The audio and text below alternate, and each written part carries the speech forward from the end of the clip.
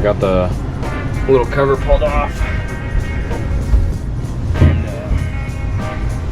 see, that's our main transmission. Everything does go into a little box to control some cables down there. I don't remember which speed is which because I haven't driven it too much, but it's like, that's one gear, it's another gear, and this one's always angry for some reason, but that should be another in the back like that. Okay. This main trans definitely needs some cleanup. I don't know if that's from the motor, it's code down the back, or if it has problems too, but I'd like to take it apart and replace everything so I know it doesn't leak.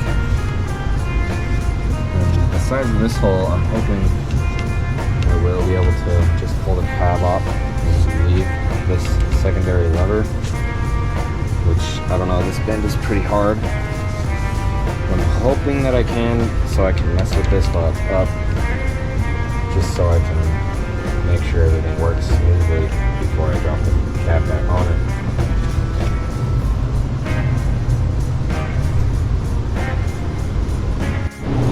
Okay, everything is no longer plumbed. The tank and the cab, I did make a little bit of a mess, but the tank still has fuel in it because I realized the motor has to suck the fuel out of the tank. Obviously, they're not going to put it on the bottom, so hopefully it's not too full and too heavy. I'm pretty sure it's not. Maybe a quarter tank, but I don't even know how much it holds because I've never filled it up. But I just got to undo all the bolts on the top and the bottom, and then I should be able to pull it. And hopefully I'll just be able to drain it somehow.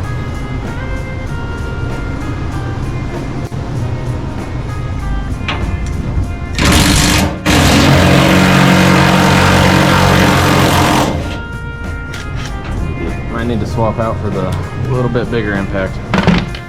Still an M12, but it's the fuel model. It's definitely stronger.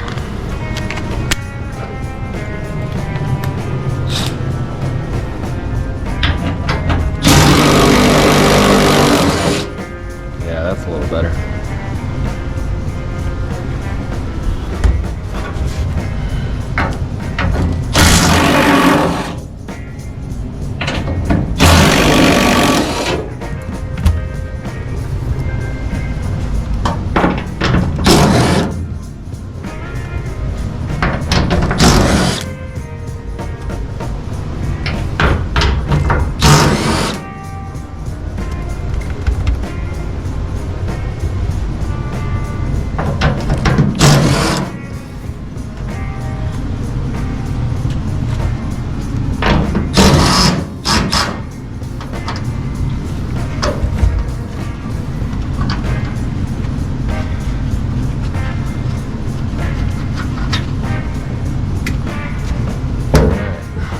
How heavy it is if I can get it out.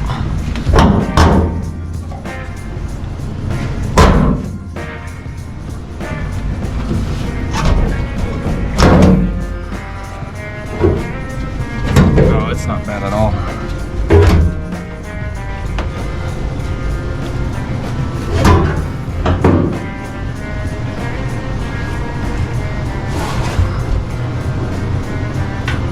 You know what, I might just leave it there, see if I can tip it over while it's up here. Try to drain it into my can with a funnel. Okay, I was able to drain it. There was only like 1.5 gallons of diesel in there. I just stuffed it back here with our stash.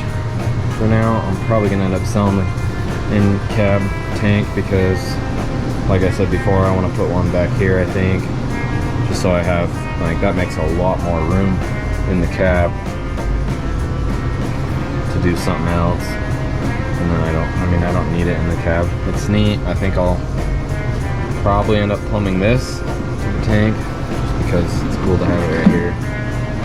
Just keeps it more old feeling, I guess. But yeah, tank's out. Just gotta rip the carpet out. Might be pulling the cab tomorrow. Alrighty, carpet's out, pads are out.